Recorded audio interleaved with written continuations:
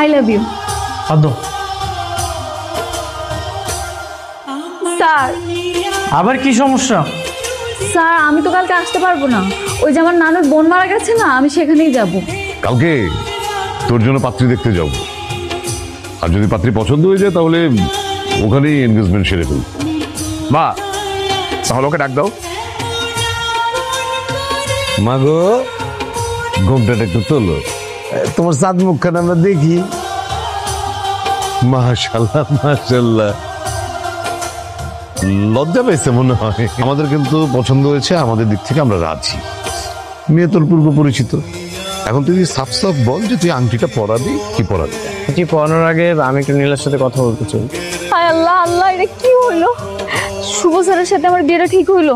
কতগুলা মিথ্যা কথা বলছি বানায় বানায়। তোমার নানির বোন নাকি মারা গেছে?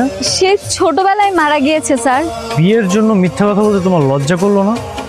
লজ্জা করেছে বলি তো দৌড়ে ছাদে চলে আসলাম। আমার তোমাকে বিয়ে করতে কোনো আপত্তি নেই, তোমার কি আমাকে বিয়ে করতে আপত্তি আছে? না ভাইয়া, একদমই না।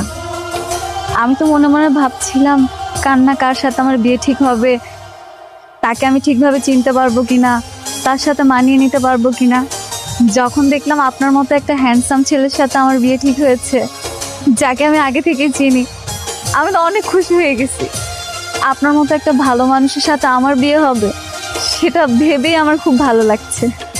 কি সারা রাত তুই ঘুমাতে দিস না নাকি সারা রাত ফোনেই কথা বলেছিস? তারপর অফিসের কাজগুলো আমাকে একটু বুঝিয়ে দিলে তো পারেন, মাঝে মাঝে আমি আপনাকে হেল্প করলাম না হয়। এরপরে কি আমরা স্যার ডাকবো নাকি দুলাভাই ডাকবো? স্যার ডাকবে না দুলাভাই ডাকবে সেটা বিয়ের পরে দেখা যাবে।